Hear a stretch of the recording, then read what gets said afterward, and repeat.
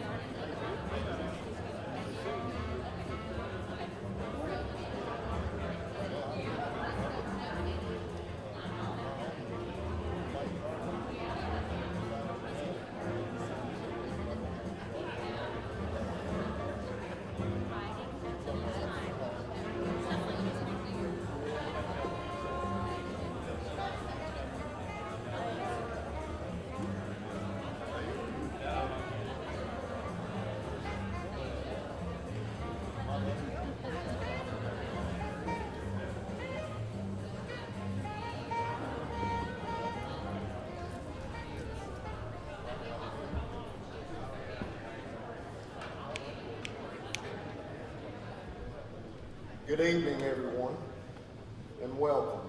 Thank you for being here and taking part in this important civic event. My name is John Metz, and I have the privilege of serving as your moderator tonight. Our goal this evening is simple: to provide a fair, respectful, and informative forum where you can hear directly from the candidates seeking to serve as your next mayor. Unfortunately, Senator Harshbarger was delayed in session in Nashville, and he'll be here soon. So in the interim, I'll be standing in for the senator. We would like to thank the Scornful Middle School Beta Club students for being greeters this evening, as well as the volunteer high school audio broadcasting team for live streaming this event, as well as Scornful Middle School for hosting this event.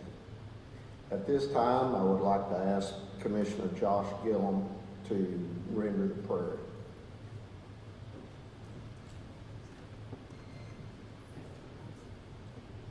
Let's pray. Lord, we thank you for this day. Thank you for the opportunity to be gathered out once again with our community.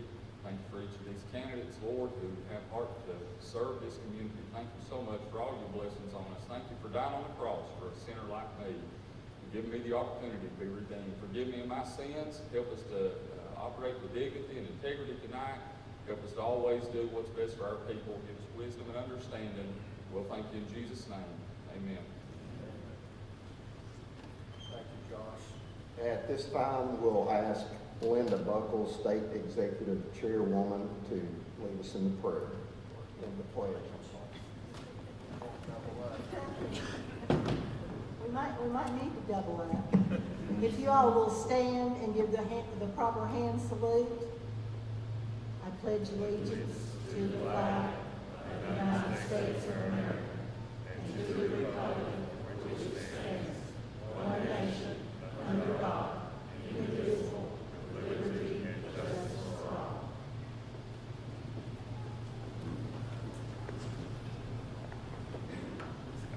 At this time, we will introduce the candidates. The order was just given to me a few minutes ago. We'll start off with introducing Keith Gibson, David Linkus, Kenneth Stapleton, and Mark DeWitt.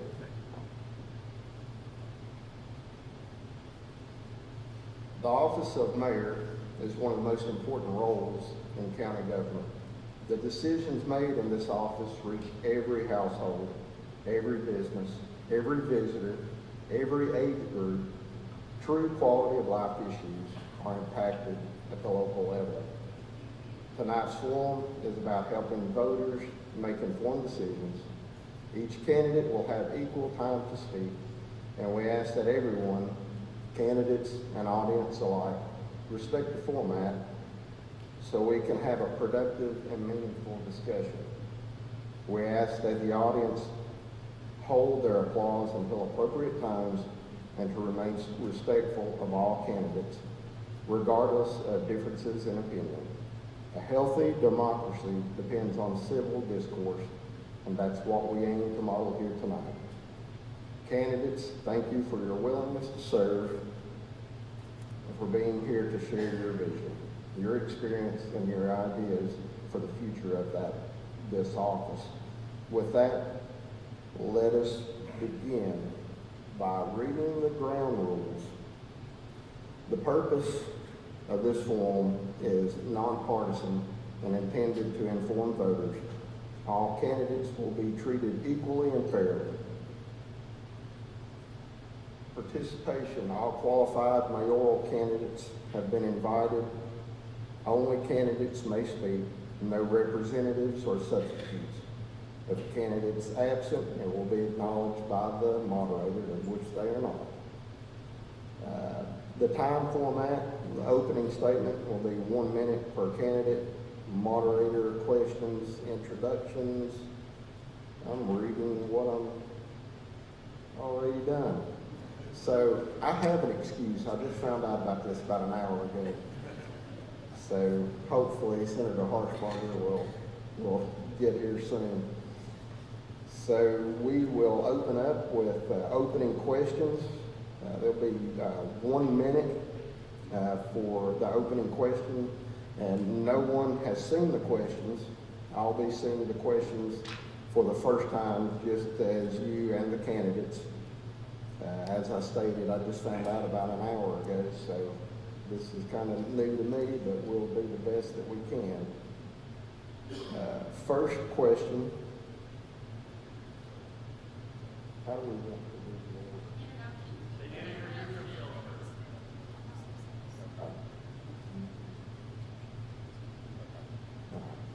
Well, my apologies.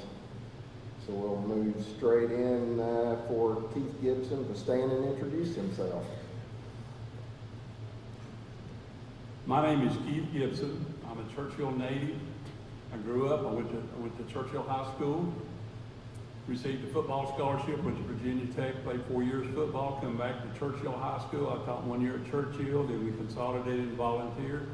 Spent 11 years at volunteer, then moved to Sullivan Central, which for a total of 32 years. My last 18 years was in high school administration. I have been active in the community. I have been an alderman in the city of Churchill, elected 4 times. I've also been on the county commission. On the county commission, I served on the budget, roads, education, and another committee or two. That pretty well sums me up. David Linkus. Hello, everybody. I'm David Linkus, and I'd like to thank everybody for coming out here tonight and listening to all of us up here. I was born and raised in Hickory Cove, and best thing I can say about myself is I've loved living around here. And when I graduated high school, I moved away and went to the Marine Corps. And when I was able to come back and work in the factories around here, I realized it wasn't for me, and unfortunately I had to move away. And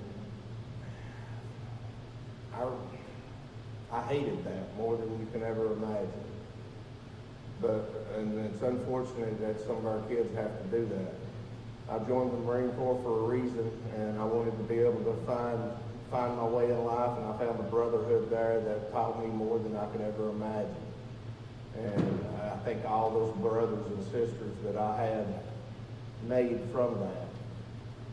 Now I've came back here, I've been in business for myself for over 17 years, small business owner, and I've been able to contribute back to the community, and I moved back here and opened up a business here locally.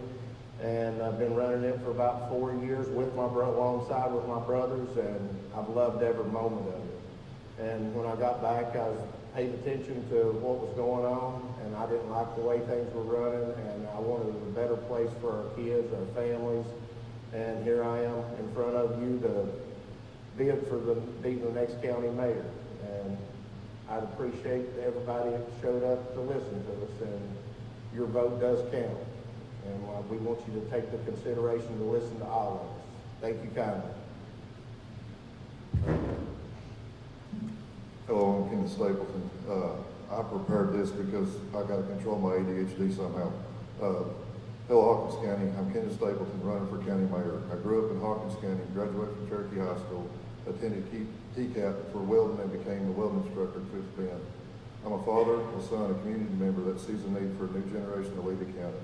We need to have motivation and focus. My goal here tonight is to show all of you that I'm past meeting people. I'm here to build relationships within our community, moving towards a task-oriented mindset, focus on scaling our education, job, and career opportunities for the current populace and generations to come, working and building relationships with schools, sheriff's departments, nonprofits, municipal officials within the county to start.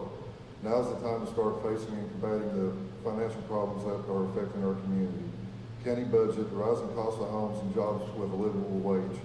We are also faced with harsh decisions within the next term. These decisions will need to be made by the community, and that includes our residents, elected officials, our committees, our boards, and transparency between local government and our community is absolutely necessary for our future.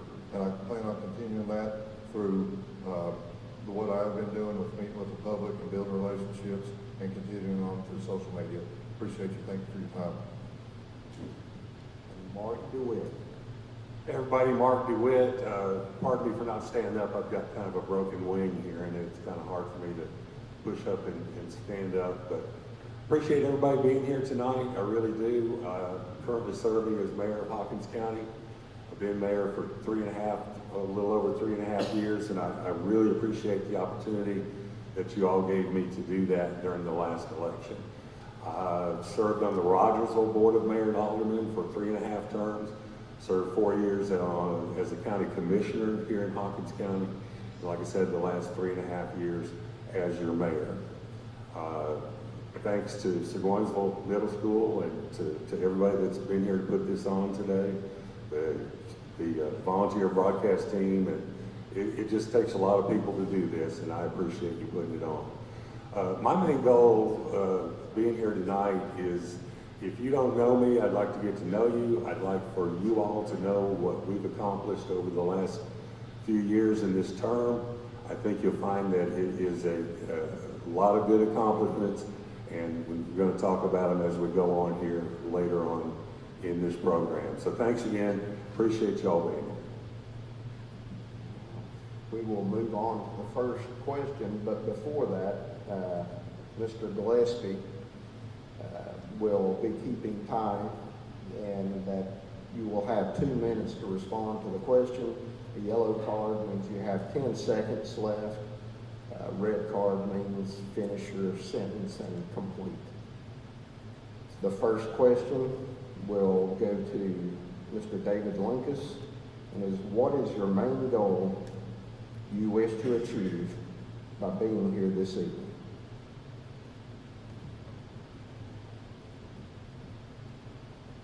That was the first question.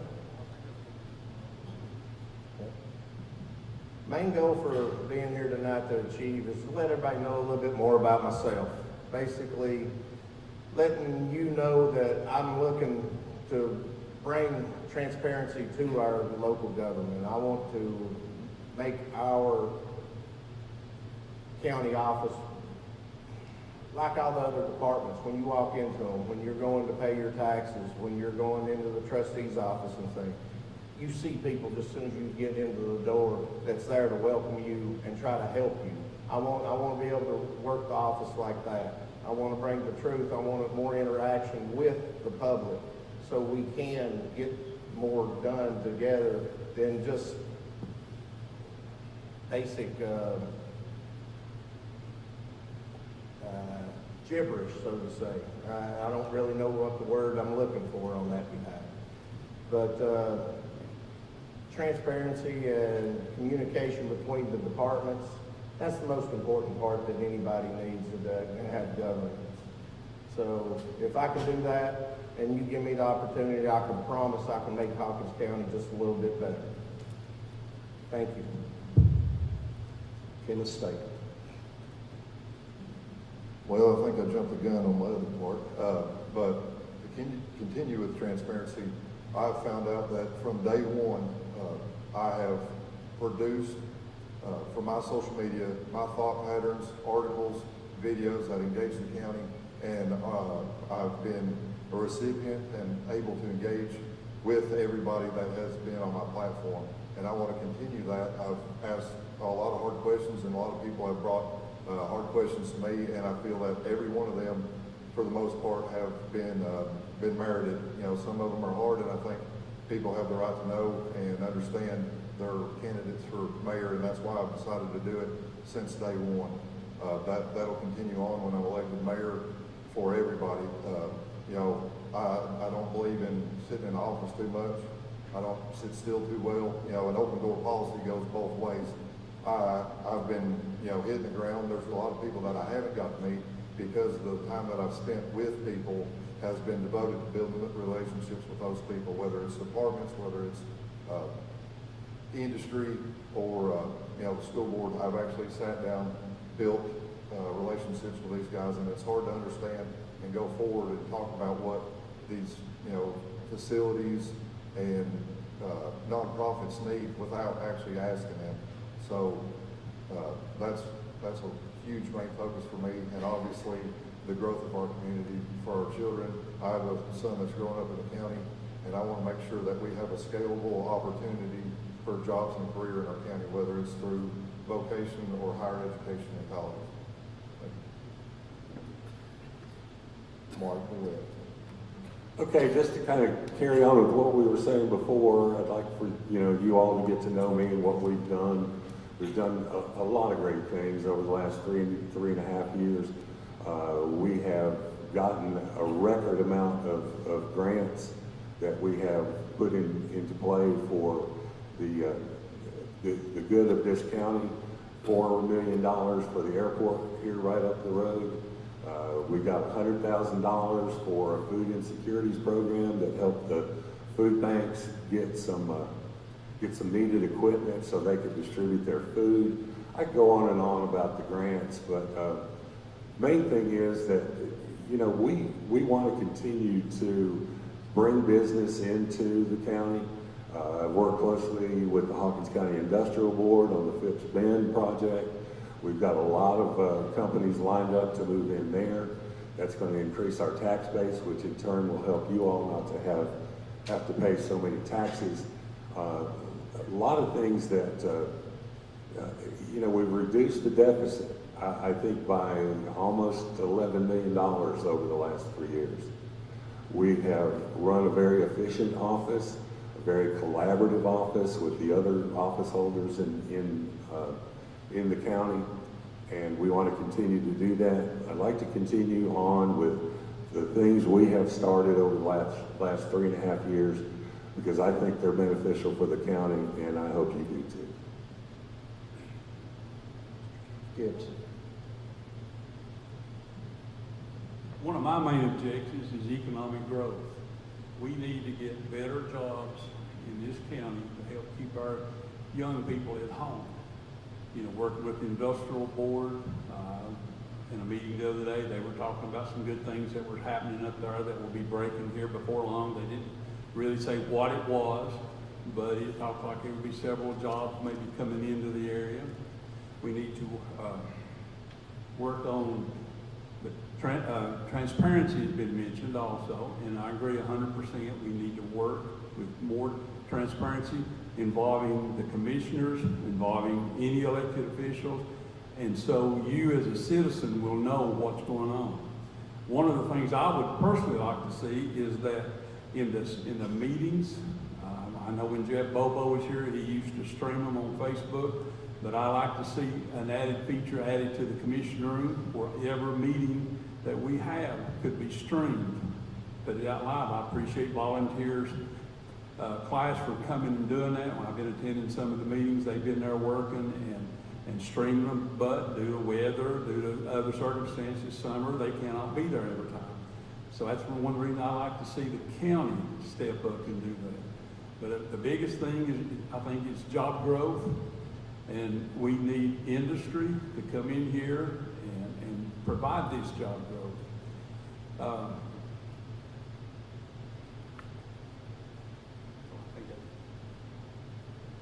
Thank you, Mr. Gibson. Also, I'll mention there is a suggested questions box over here should anyone want to come up, write a question down, place it in the box. We'll read that. As I stated, this is the first time any of us have seen these questions. This is a 2-minute question, and first goes to Kenneth Stapleton. Voters are saying they want change in the county. What changes would you envision making?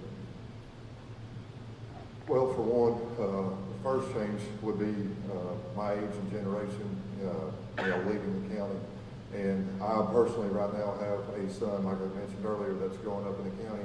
And hopefully right now, the things that I can do and build for future generations will affect him, as he graduates from high school. So right now, there's been talk of industry coming into Hawkins County, and from the research that I can find on that is it's kind of bleak. It's offering 300 to 800 jobs, but are those jobs career paths to our community, or are they just jobs? So we have so many great things going on with our school system through CTE programs, vocational TCAPs, building a wide variety of building skilled labor for our county. And, obviously there's kids that will go on to higher education, but are we going to house the industry that we need in this county that actually competes for livable wages? That way our upcoming generations will have a livable wage to be able to buy houses. Right now, our median income for the county for a dual income household is $56,000. right now, the median income price for housing in Hawkins County is $275,000 to $315,000. I don't know, I'm pretty fair at math, but if you start adding up what it costs to operate at that level, to own a home, it's very disparaging for, you know, my generation, and especially the ones that are coming behind me. And we've got to start fixing that right now for the generations. You know, as my son and so many of you have kids and grandkids growing up in the county. I don't want to sell our county out. I want to make sure that the jobs and industry we bring here are scalable, to make sure that that is a liable thing where we can have to continue generations in our county. Because if they move out, guess what? The parents and grandparents are quick to follow. So, appreciate it. Thank you. Mr. Mark DeWitt. We've got a great county. It's never going to be perfect, but we're working toward it. Some of the things I'd like to see changed include some collaboration between county government and municipality government throughout the county. There's a lot of opportunity for some cost savings and some sharing of effort between us and them. We've already started some of that, but I'd like to see it continue to change. You know, and I too would like to see the commission meetings live streamed, and we have investigated that. It is not cheap, and we want to make sure we're making the right decision on that, but it is already in the works. So there are several changes, but you know, the industrial base, yes, I'd like to see it changed, and yes, we're working on it. We are bringing in jobs. We are bringing in there are a lot of new folks coming into the county. And I hear every day, my wife's got a beauty shop downtown. She hears every day, you know, how great this county is compared to where they were. So we've got a lot of people that love Hawkins County. And to change it too much, no, I don't want to do that. But I want to change it for the better, and I want to change it for the better for the kids. Yes, we do have some good CTE programs going on. That all happened during my tenure, where we provided the school system some CTE money. So, you know, we're working toward having a really good county. It's never going to be perfect, but hang in there. We'll get there. Mr. Keith Gibson. One of the big changes I like to see, and I've already sort of mentioned it, I like to see this industry take off and grow in this county to keep our kids here. There's too many times kids have to leave this county to go, and my wife and I are an example of that. We had a daughter trying to find a job. She couldn't find one local, and she moved to Charlotte, North Carolina. To my objection too, I wasn't real fond of her moving like that. You know, you're talking about the changes, CTE, you know, being an educator, the education system can always change and evolve to what the community needs. We were at Clinch last night, and they were showing us the new CTE programs they were putting out over there, and that's great. They were going to be teaching some welding and some other different areas, machine tools maybe. I can't remember everything they did say, but I do know welding was one of them. But the big thing is change and get some industry in here. And I'm not just talking about right now at the industrial board. I know at the Kingsport side, when I was on the commission, there was talk about something going on up there with hosting the fence, about opening up some businesses up there. And I'm hoping that will come about. And if when you drive toward Kingsport, you'll see all kinds of stuff being built in Kingsport, but in Hawkins County too. There's all kinds of new apartments being built. And that somebody mentioned housing. Housing is another thing. I would hate to be a young person right now trying to buy a house in this county, because they are so much out of reach, and then it goes back to the jobs. If there's no jobs to make decent money, you're not going to be able to buy a house. You know, you get stuck in that rent cycle. So I just got my card, so I will sit there. Thank you. Mr. David Lucas. Change I'd like to see is, I'm a small business owner, you know, and small business men and women are the backbone of any community. Industry's great, and we do need industry jobs. We've lost close to 1,000 industry jobs in the last 5 years, give or take. So yes, the right industry in here, we definitely need it, but the backbone of our community and to take the burden off our tax dollars and for the citizens is a small business owner. And there's plenty of room for growth, so we can find a way to get not have to drive all the way to Kingsport or Morristown just to be able to buy a sports jacket or a pair of shoes or something like that. And things like that, working with a small business entrepreneur wants to start something up and try to help them out and show them how to get everything going for them so they can get a good start and a good foot on the ground to be able to move forward and try to build something for themselves and then turn around and help take care of our schools through all that extra income that's going to be coming in.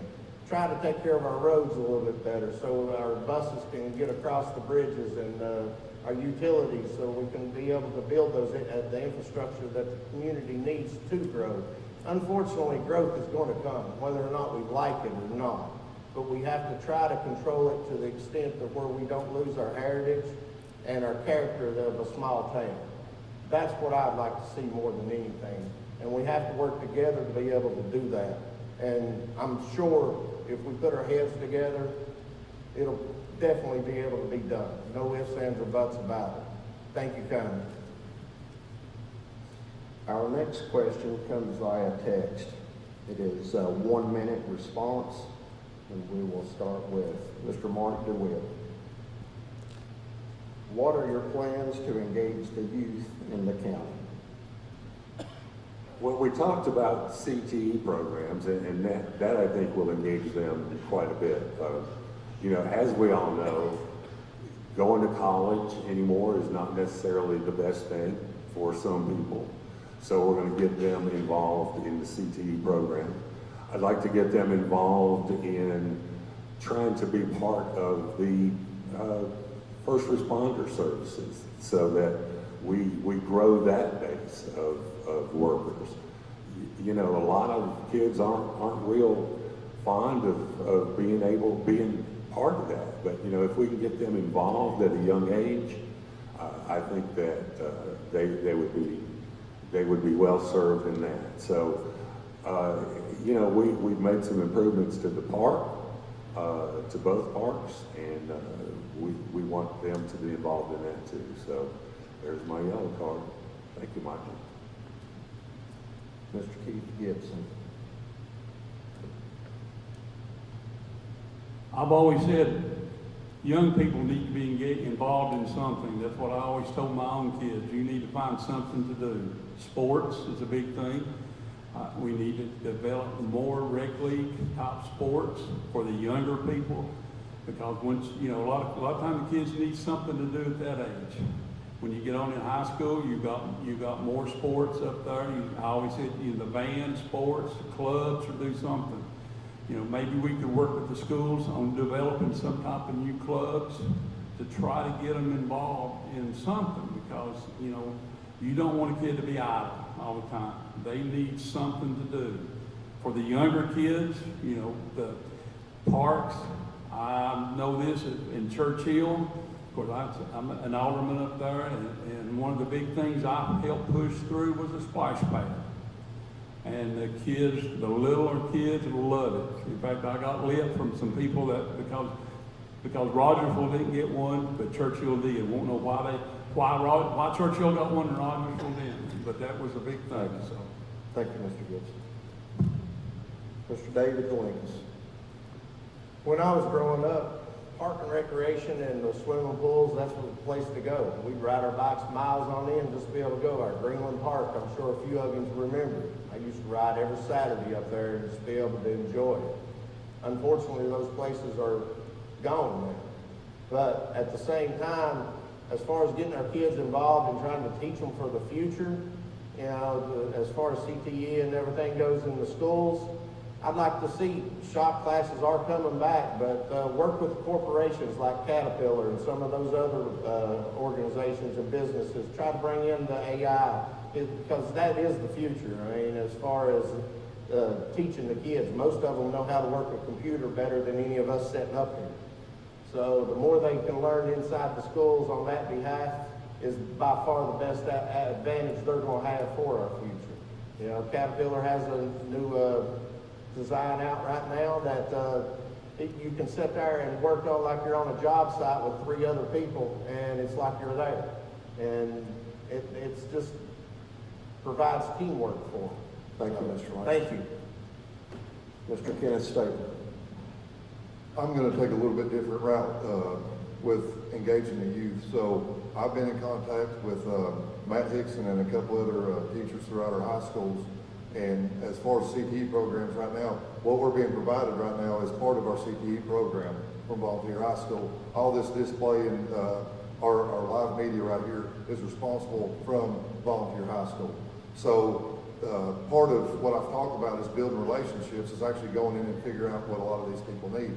And when we talk about youth, we have a very strong disconnect between our youth, local government, and schooling. So through the CTE programs and through working with our elected officials and our school board, is actually integrating local government into the CTE programs and getting them more engaged for this. That way, we can all benefit from it. It benefits us as elected officials. It benefits you from getting that knowledge that you need and the transparency from the county. Thank you, Mr. Stapleton. Our next question also comes via text. It is 1 minute. Would you be willing to support a tax increase to fully fund county-funded EMS, county-funded 911, and increase the number of deputies for the sheriff's office? We begin with Mr. Keith Gibson. The 911 is a topic that's going on right now as the cities are being approached about being taxed without having any representation on that board. They come to the cities, I know they come to Churchill, they're asking for, I forgot exactly how much, over $100,000 out of the city. And I personally don't think that's fair, because here we're paying county taxes, we pay taxes on our phone, but they're wanting to charge us more. So as far as agreeing to support a tax to fund that, yes, I would. The EMS, you don't think a whole lot about EMS until you need one. And if you need one, you want it in a hurry.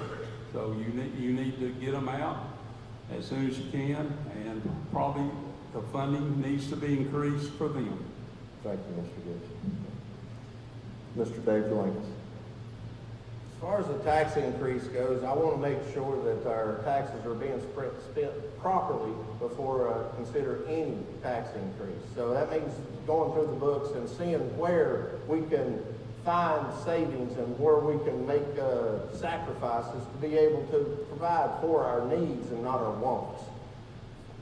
Tax increase, no, it's not on the table for me until I'm able to look at the books and be able to decide where money can be saved and work with the commission and see if we can't save that money first and foremost. And if money is needed beyond that, talk to the people and let them know what's going on and let them know exactly where our funds are being spent before a tax increase is considered. Because you have the right to know where your money's going beforehand, not just taking people's words for it. So, thank you. Thank you, Mr. Lincoln. Mr. Kenneth Stapleton. Question, again, 1 minute response. Would you be willing to support a tax increase to fully fund county-funded EMS, county-funded 911, and increase the number of deputies for the sheriff's department? Okay, so as far as the 911 goes and the sheriff's department goes, obviously we have to look at the budget that we have. But I've been in contact with Mr. Merle over the EMS this week. I graced the doors of that facility, and he was very thankful to be able to be heard, for what they need. So right now, EMS is operating at about a $4.5 million budget. That's what they bring in. The county contributes right now $400,000 to that. That's their donation to the county.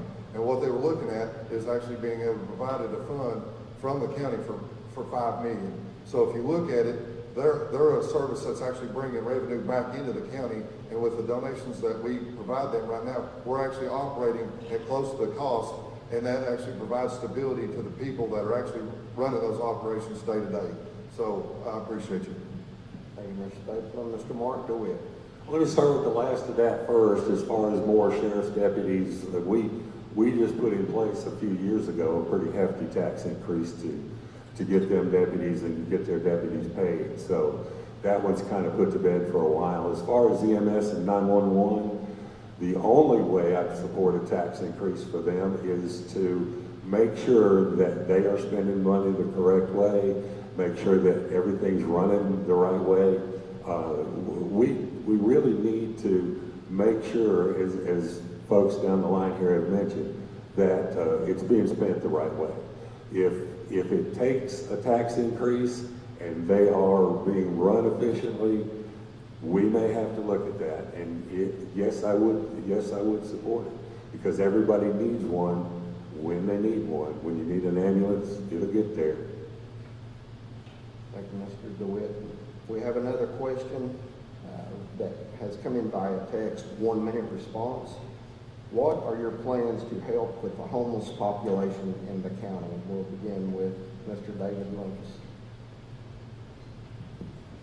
The homeless population in Hawkins County is not a huge problem, but it is a problem. I mean, we do need to try to help people the best we possibly can. And unfortunately, I have had experience in that area as far as in other cities that I have lived in. Some of the homeless don't want help. They want to be left alone, and they want to be keep to themselves and go that route. They want help when they need it, and that's it. They want to be left alone beyond that. But at the same time, they don't need to be living under the bridges and so forth. So if there is a safe area to get them to, then we can do that. There are organizations and foundations out there that we can help them with. And if we can provide any kind of support to those organizations, it would be my honor to try to help them. But they have to want to be helped before you can help them. That's my definition on the homeless side of it. And if we can do something for them out there, we will. Thank you, Mr. Linkus. Mr. Kenneth State.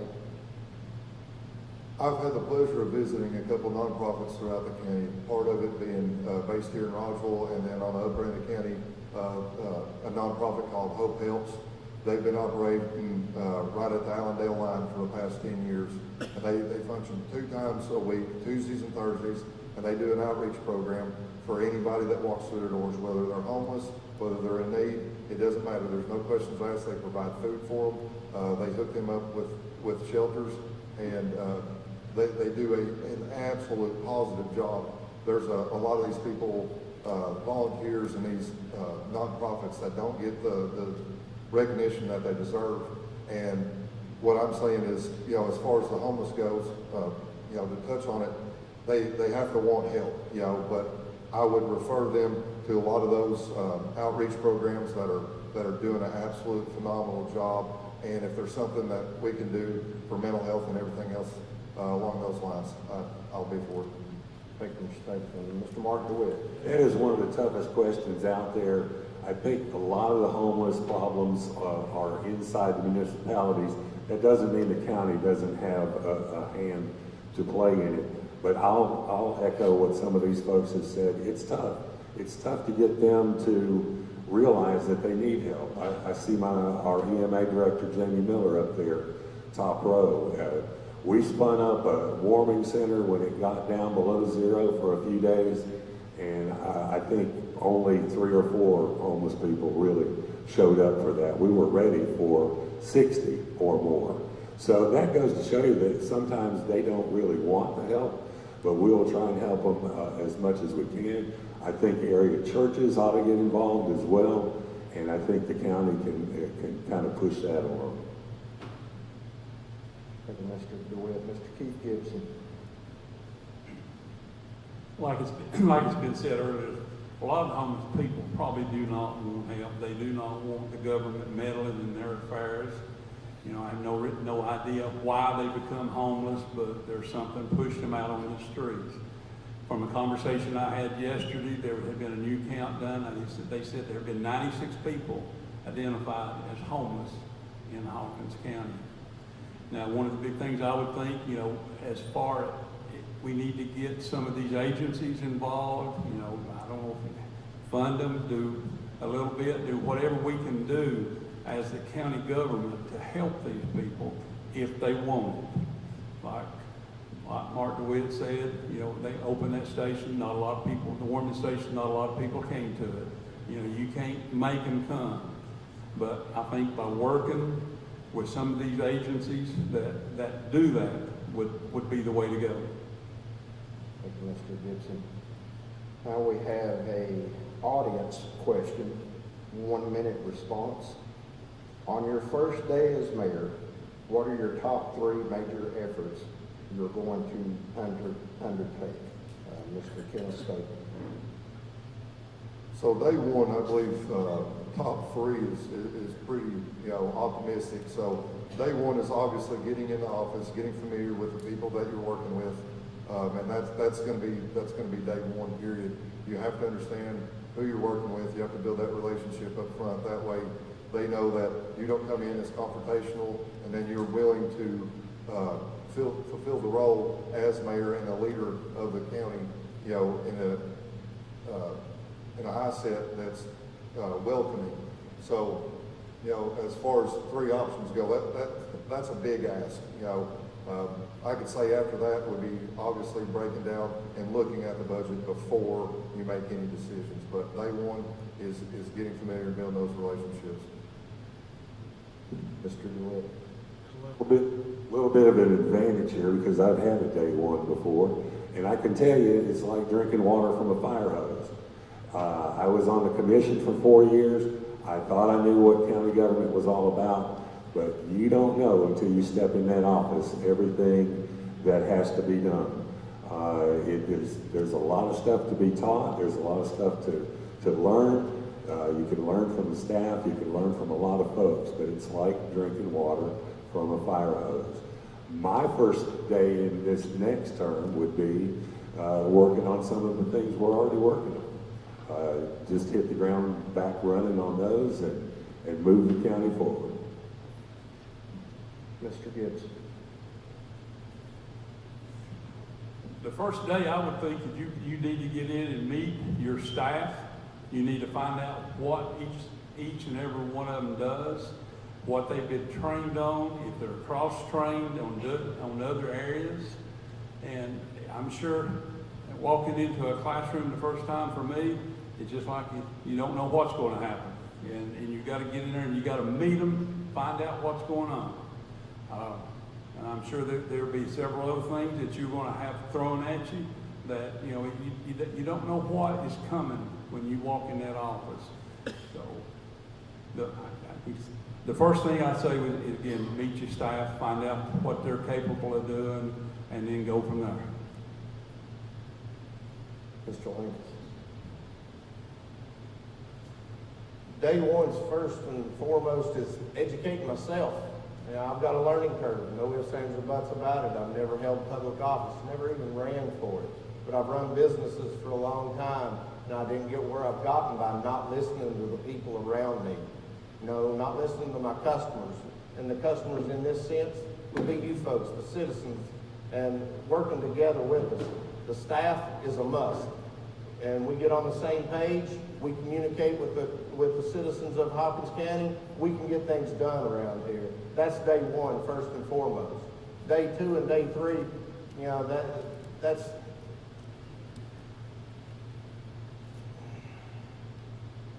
is after communication with everybody. I mean, we just got to start with educating ourselves first and foremost.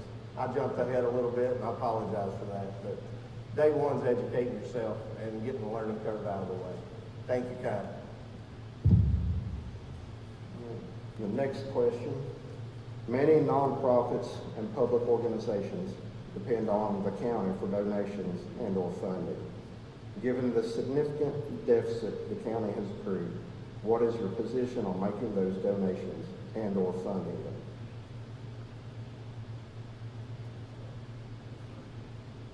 So we finished with Mr. Linkus, Mr.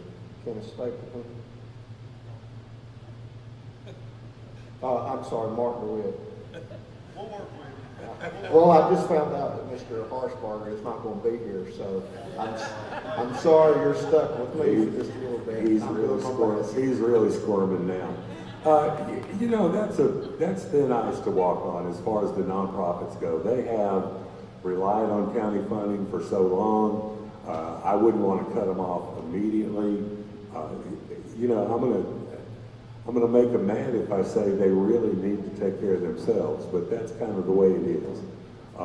There are certain nonprofits, fire departments, the first responders, things like that, the rescue squad, they provide services for the county directly, and you know, they deserve the money that they get. Not saying the other nonprofits don't, but last year we put a cap on any increases on nonprofits in this upcoming budget, and we talked about that today during budget hearings, and I think we're going to stick to that. Like I said, you're walking on thin ice when you start trying to take people's money away. I'm sorry, this is a 1 minute response. I didn't say that earlier, Mr. Gibson, before we hear. No, sir. As far as the nonprofits, a lot of them need the money and they deserve the money. You know, when you're doing like the EMS, the rescue squads, some of these nonprofits that work in the school systems, they need the money. I would not want to cut anybody's money. You know, we just need to take a close look. Some people may not need as much as they ask for, because you always ask for the moon and then you take what you get.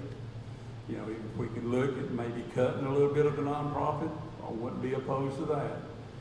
But again, a lot of the nonprofits, they need what they do get.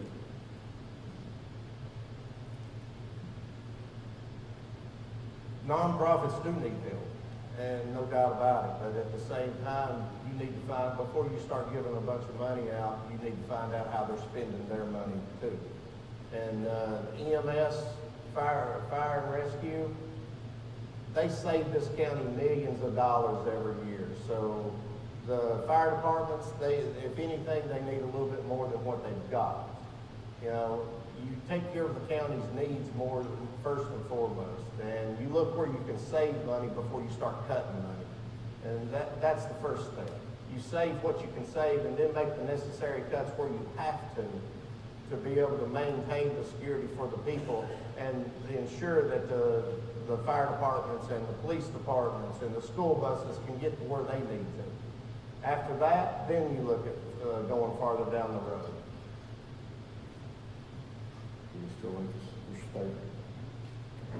Can you repeat the question? Many nonprofits and public organizations depending on the county for donations and or funding. Given the significant deficit the county has incurred, what is your position on making those donations and or funding them? Okay, so obviously there's a few big hitters when it comes to nonprofit donations, EMS, fire departments, and so on.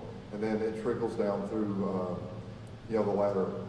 And what I've noticed is that nobody's touched on is we can build a community for the lower nonprofits that we might not be able to no longer, fund, is actually working with the community to get more people involved, because there's a lot of people that don't realize how many organizations there are in Hawkins County that do provide services for a lot of people. And by us, continuing transparency, allow people to know that they exist, because there's a lot of people in the county that are willing to volunteer to help these nonprofits at any level. And I think that's a huge thing, because the old saying is, I don't know where to play badminton until I get into it. You don't know they exist until you go looking. So that's where I want to stay. Thank you, Mr. State. Next question is 1 minute question. What is the main role of the mayor, Mr. Keith Gibson?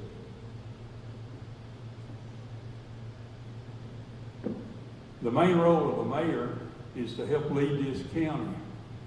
They oversee, of course, the county commission. They oversee a certain part of the budget. Some parts of the budget they have no control over. There's the school system. They have what's called maintenance of effort. They have no control. They vote up and down on that. But the county mayor is to help lead the commissioners to make the right decisions that affects you as a taxpayer. Because they can up your taxes or they can lower your taxes. So they've got to make the right decision, and it takes the mayor to help lead them in that direction. They're also a representative of this county. When they go out and they speak on behalf of this county, they're speaking for every one of you. They are not speaking just for themselves. So that's one of the big things I think needs to be done. As a mayor, when I go out, I would speak for you. Thank you, Mr. Gibson. Mr. Lincoln. What's the role of the mayor? It can mean many different things. The role of the mayor, first and foremost, is being a mouthpiece for the citizens. Working with them and listening to them and seeing what they need in their lives to make it a little bit easier for them. And then working alongside the commission and the other departments in the courthouses and so forth. Making sure the commission is fully educated to be able to make the right decision on every resolution that comes across their desk to be able to vote on. And then turning around and working with other departments and seeing what they need and finding out, and then turning around and making sure they've got it. You know, that's the mayor's job is more of administrative and a management position, and educate everybody along the way to make sure the information is shared properly and openly as possible. That's my definition of a county mayor. Mr. State. Okay, so the job of the county mayor is the chief financial officer. And along those lines, you make sure that your county is fiscally secure, with the budget and the things that are offered and the taxes and the revenue that's being brought in. But a lot of what is not capitalized on is that role. It is also a leadership role. It's being able to get out into the community, build relationships, go talk to EMS, go talk to 911, work with the sheriff's department, and then once you start building that community, you can really bring your county together, and you can work alongside your commissioners, your boards, your committees, and really capitalize on being, a community leader along those lines. Obviously, we can sit here and talk about budget. Obviously, we know that that's, the key component of, the mayor's seat. But along with that, I want to capitalize on being a leader in the community and getting ourselves ingrained with everyone. Mr. DeWitt. Well, it's funny because if you look at the Community Technical Assistance Service definition of what a mayor is, Kenny hit on it. It is the chief executive officer of the county, it's the chief financial officer of the county, and it's the chief purchasing agent of the county, and that's where they stop because they know a lot of other things are going to come down the line. If you come in my office and look at my desk, there's my nameplate and two other nameplates. One of them is chaos coordinator, and the other one is chief complaint officer. And those are roles of the mayor as well.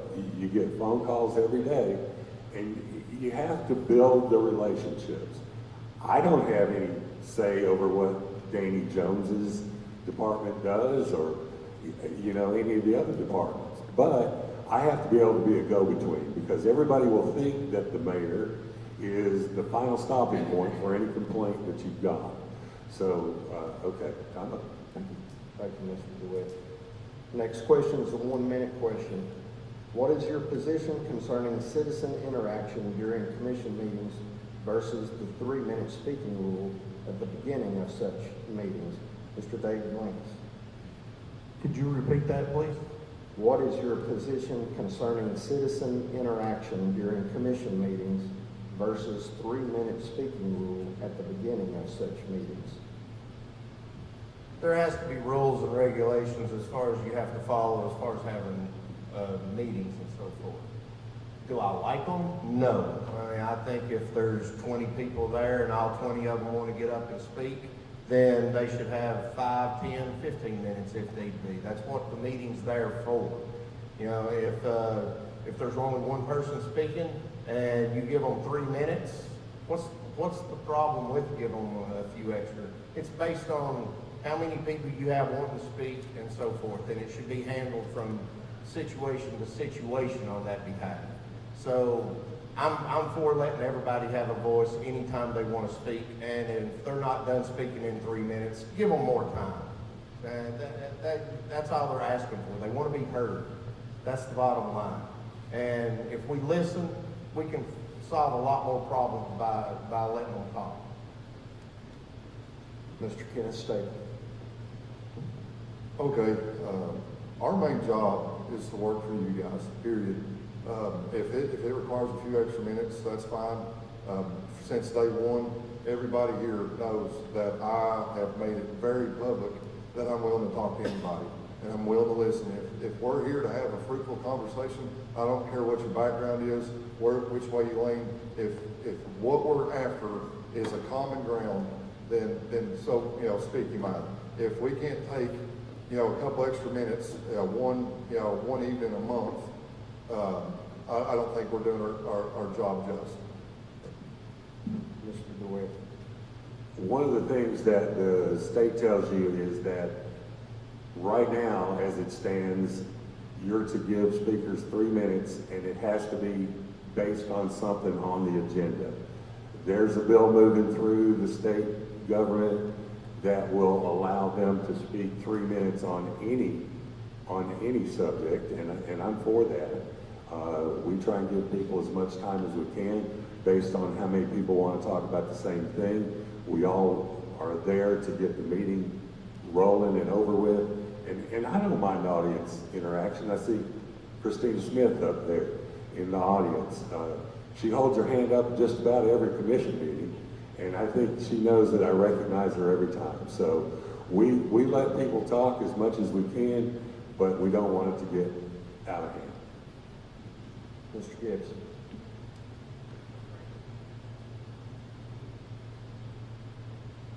As far as the 3 minutes, I think everybody deserves an opportunity that comes in, follows the proper protocol. I know they have to sign in. They're supposed to talk about what is something that's on the agenda. I had not heard that, what Mark said about what's going through the legislature right now, where they can talk on any subject. But, if you want to come and talk, you have that right to come and talk. But when you get started in the business that you are taking care of, it only if it's important of what the topic is. I've seen questions asked that probably could have got talked about in that first 3 minutes. So, everybody deserves the opportunity to talk. So, get your 3 minutes, and then hopefully everything will move on. Next question is a 2-minute question. If you found it necessary to cut the budget, what cuts would you make and why? Mr. Kenneth Staple. Thanks, John Metz. So, obviously, that's a loaded question, because obviously there's 3 of us here that's never sat in the mayoral seat. I think we have a little bit leaning, advantage over here to my left. But obviously, probably the first month of my tenure as mayor would be going through the budget and not making any decisions one way or the other. It's being, it's having it laid out, looking at it, understanding it, because if you start cutting or adding things before you understand your budget, those things might branch off into other subjects. And that's something that we need to focus on. So when we do that, we need to build an order of operations for our budget. And to sit here and say which programs I'm going to cut, I don't know exactly to the dollar which organizations are getting what money. So, I appreciate the question, but it's kind of loaded. So I want to tackle big issues, and then there's some issues that are going to have to get shelved. I don't want to forget about those issues, but as a county executor, I've got to make sure that our big issues get tackled first, and then we can work our way down from there. Mr. DeWitt. I don't have that much of an advantage on this question because it is a loaded question. If you look at it, our budget is like this, and we have control over about that much of it, believe it or not. And we were in budget hearings today. all of the folks came in, department heads and so forth, and talked about what they needed in their budget. And I've heard the term zero-based budgeting tossed around. It's not much different than what we do now. If you give an office holder a blank budget, they're going to come back with what they need, and they know what they need. And most times, office holders turn money back in at the end of the year. They don't spend everything that they've got. So we really can't anticipate having them make a cut in their office.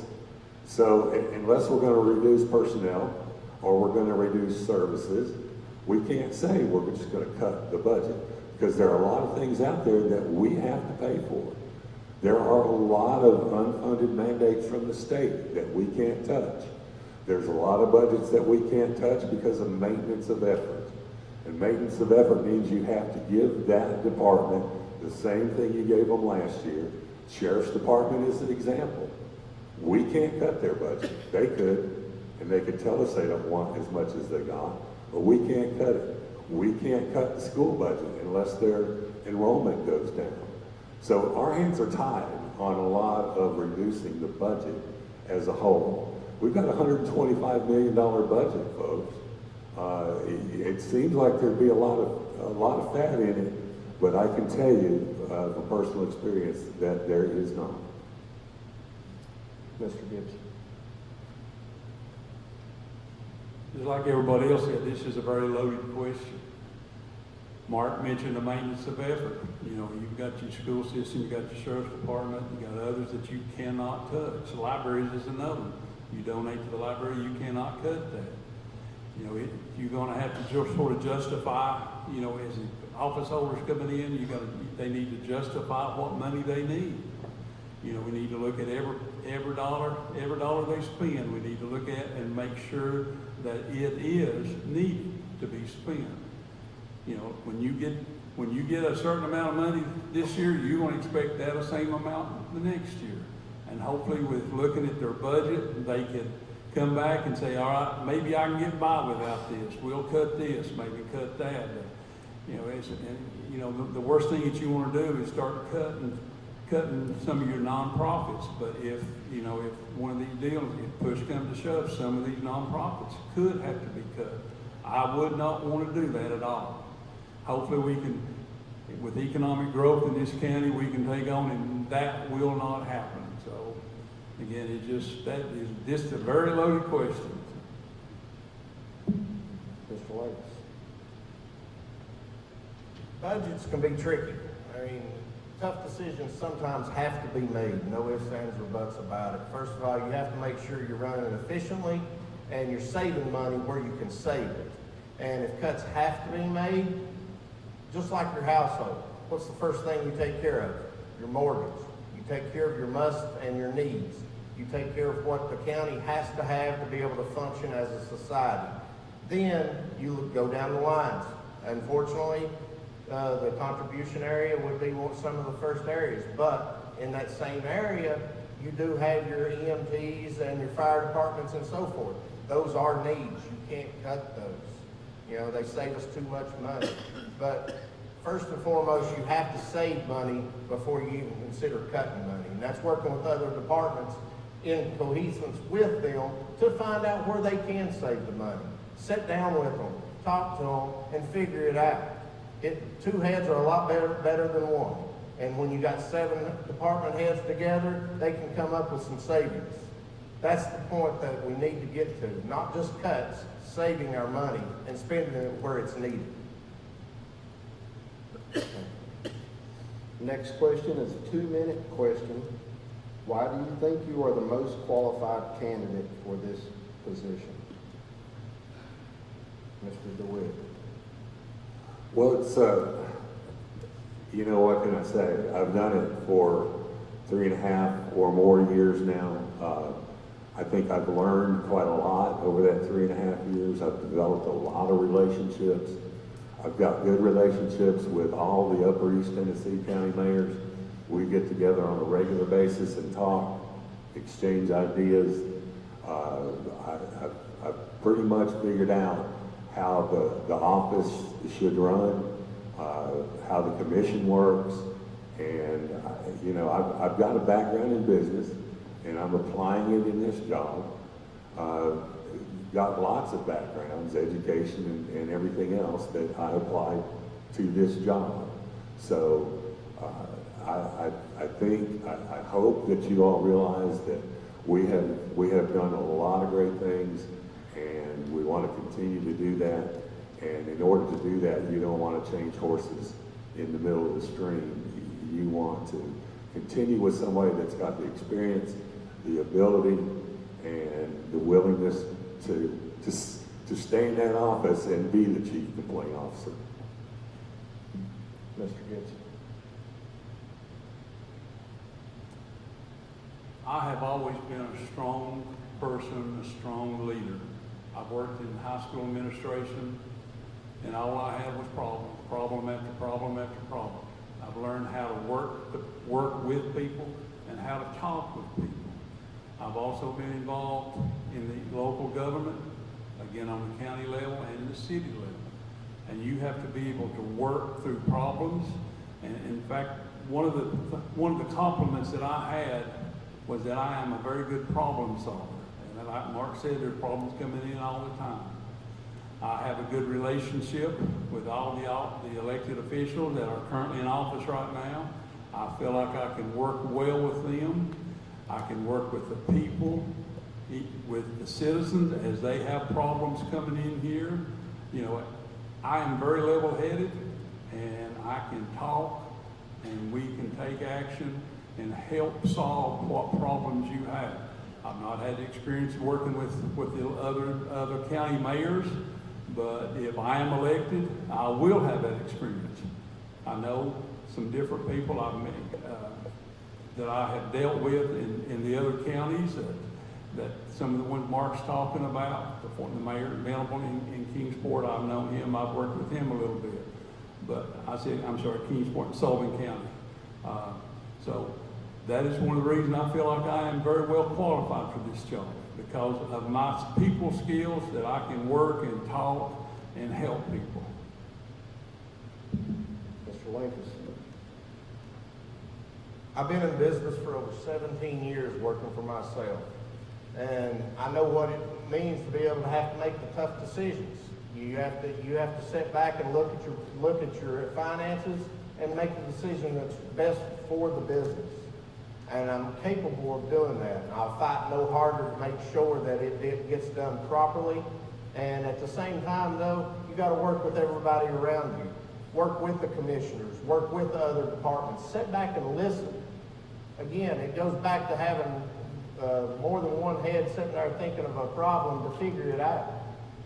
So at the same time, you got to have the compassion to be able to understand the problems ahead of you, to be able to push through them, to make sure that you're successful and make sure that you're doing everything properly for your community. That's the problem. We need to work together more than anything.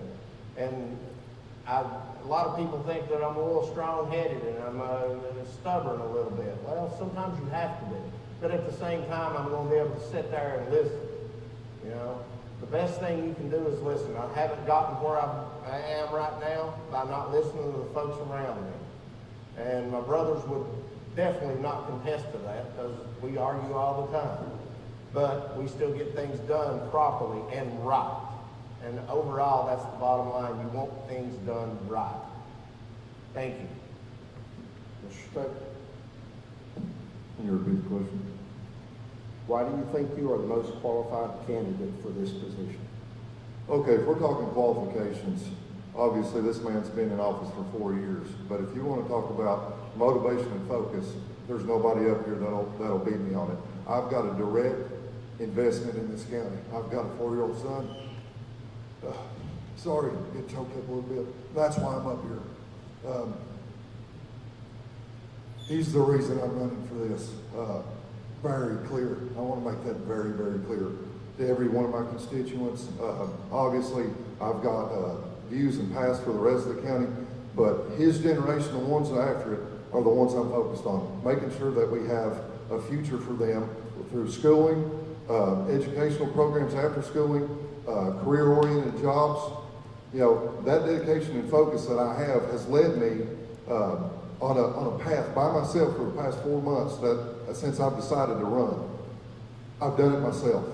I'm not looking for a pity party, but the motivation that I have is for him. I take these 2 feet every day and I drive from one end of the county to the other. I go to meetings. I take the time to meet with people and engage with them.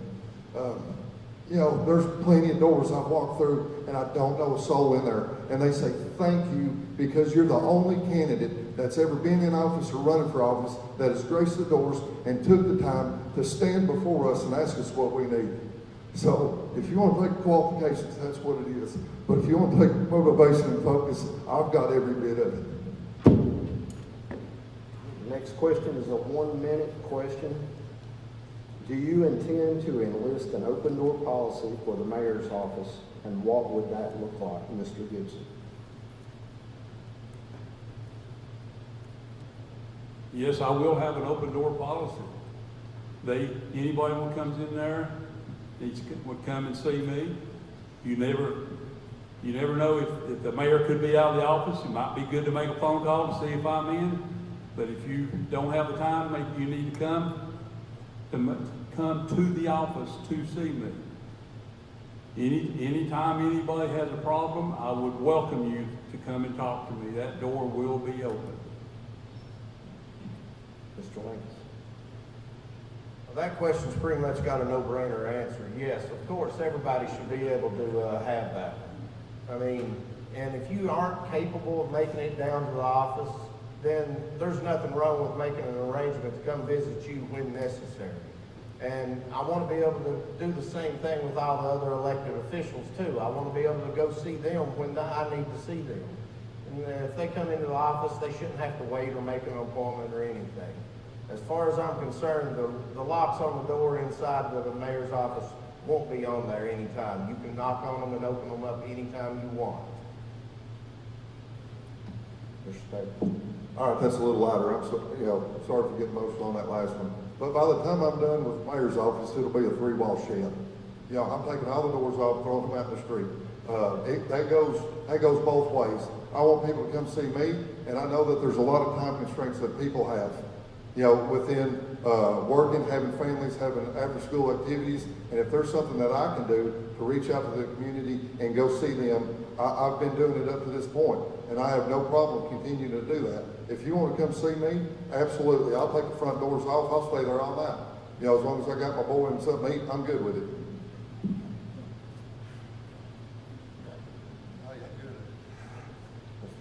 You know, I can't take the doors off the offices because some of the stuff in there is a little bit sensitive. We got personnel records, we got financial records, etc. But I think there's a lot of people sitting up here in the audience that know you don't even have to knock on my door because it's already open. Jack's been there, and who else has been in my office? Matthew's been in, just walked in. You know, and I can pick them out through this whole audience. You know, I enjoy talking to folks in my office. I really do. They have some great ideas. I like to sit and listen to them. I like to sit and talk to them. And I've always had an open door policy and always will. We have our last question. This is a 5-minute question. What closing statement would you like to give to the audience this evening? We'll begin with Mr. Lincoln. I want to thank everybody for coming out and listening to us. I'm not the best public speaker in the world. It's pretty much shown tonight. And I can appreciate that. Sometimes I get tongue-tied a little bit because I do speak from the heart. And I want to make sure that I work from the heart too. I want to work hard for everybody in this room and in our county and the folks watching on YouTube or wherever this is being streamed at.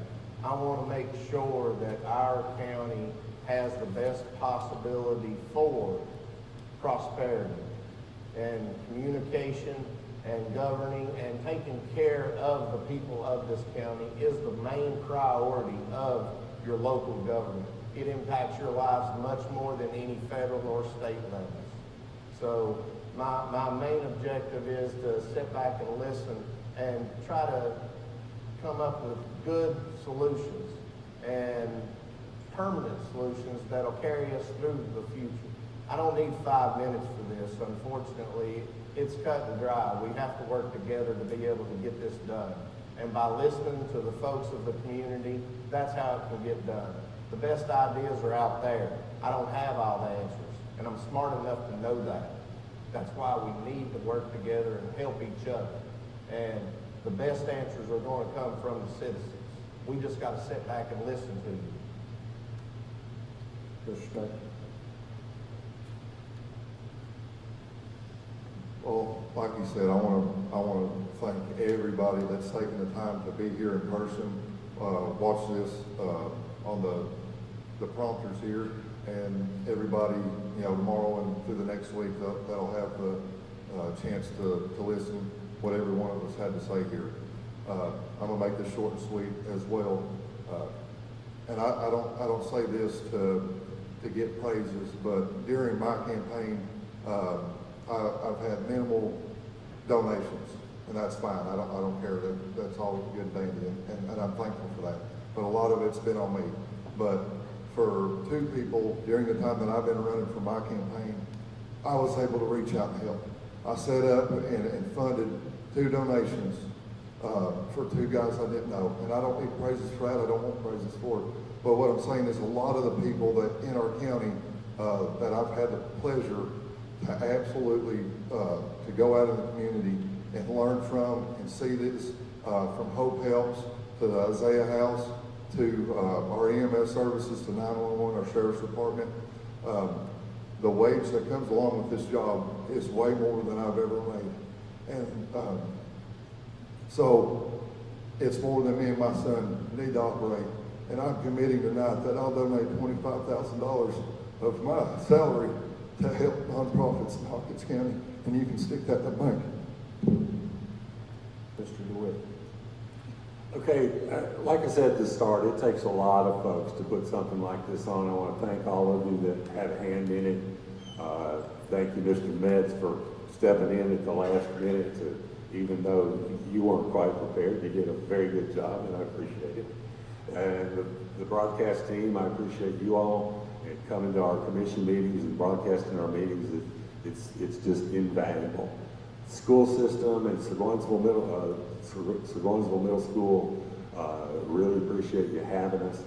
I just want to wrap it up and just make sure to end on a note of some of the positive things that have happened.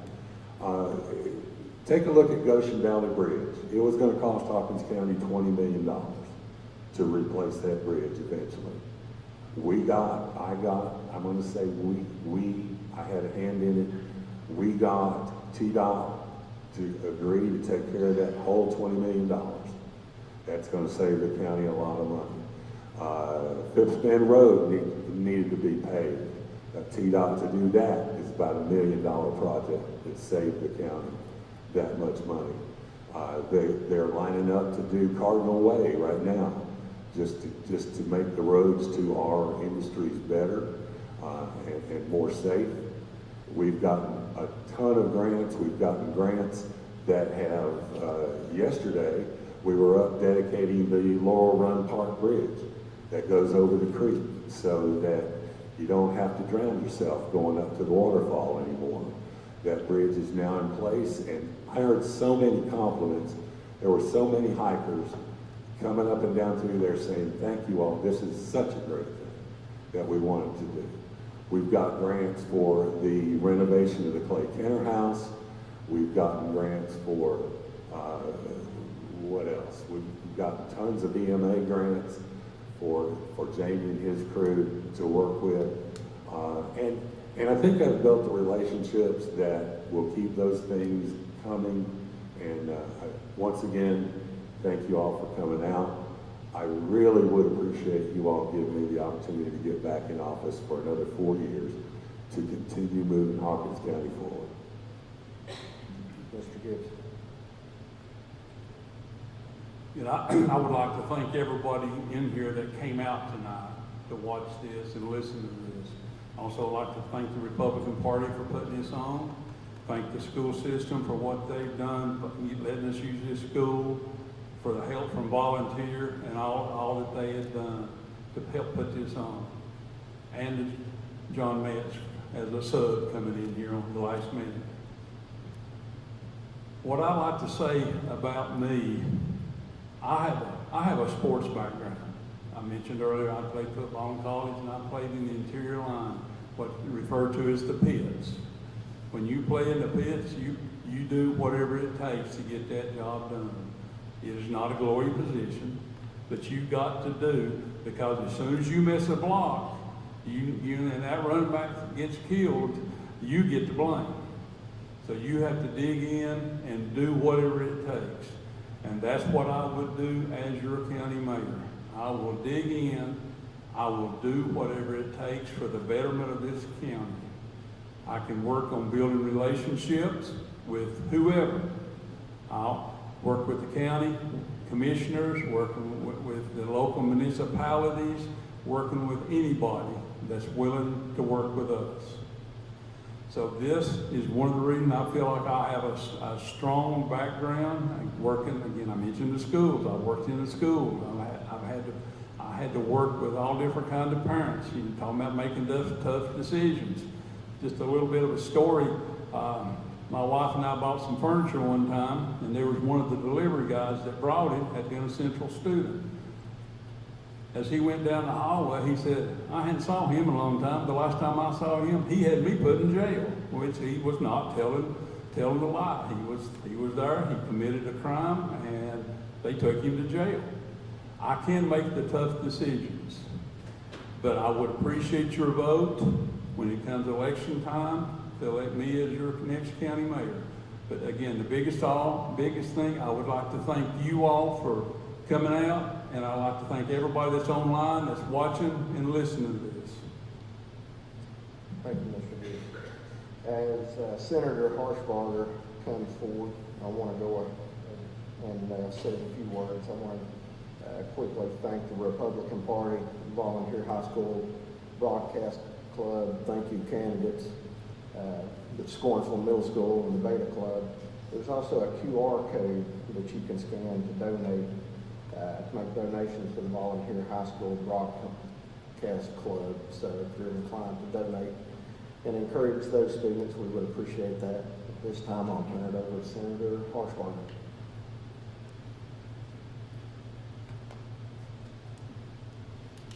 All right. They've given me the most controversial questions, so get ready. No, I'm kidding.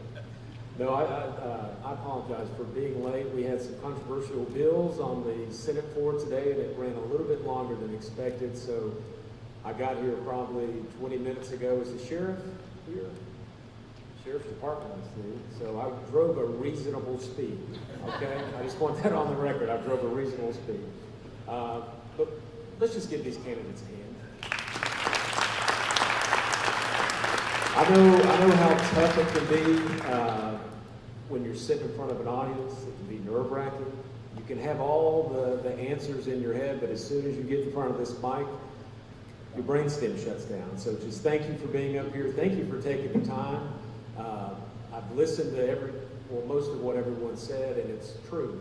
You know, I look back at my campaign, and you know, I've said it 100 times, but come election night, Hawkins County put me over the edge. And I will personally never forget that. I want to do everything I can to make sure Hawkins County is taken care of. And I see one of my favorite constituents over here, Bernadette. Thank you for being here. She can attest. I see you almost as much as my wife in Nashville. And it is all about relationships. It really is. They touched on that earlier. It's all about when you're knocking doors, when you break that threshold, you meet a stranger, you have no idea who they are, and when you leave, you get the handshake. And that handshake is a vote of confidence, right? And so I just want to thank you guys for being here, taking the time once again. My door is always open. I can't take it off the hinges, unfortunately, but it's always open. My phone's always open. I've got business cards if you need to reach out to me, but that's probably the most important thing as we start to close session. I believe we're going to try to get out of session probably in the next 2 weeks. So you're going to start seeing a lot of the more controversial bills either dying a quiet death or getting passed with some loud speaking on the House floor or Senate floor. But one thing I do want to make sure that I let everyone know is when I first walked in the door, I heard unfunded mandates. And that's one of the things in this position that I always try to look at every time we analyze a bill. How is it going to affect local government? Because I can sit up here and put my chest out and say, you know what, guys? I didn't raise any taxes. But guess what? If there is an unfunded mandate somewhere in that legislation, you guys have to deal with it. You have to figure out where's the money coming from. Because it's not coming from the state. So it's a tough job. I just want everybody to understand that. And the closer you are to the people, the more impact that you have, right? So please do not take this job for granted. It's super important along with our boards of education. And just thank you. Just thank you for doing what you're doing. Please go out and vote. Please tell your friends, your neighbors to vote because it's super important.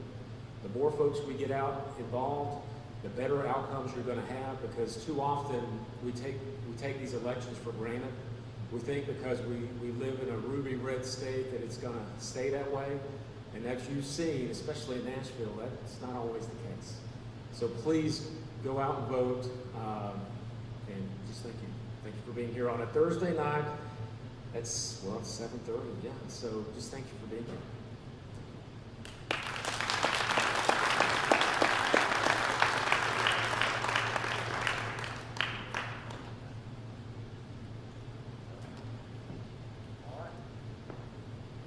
Thank you. You can go home now.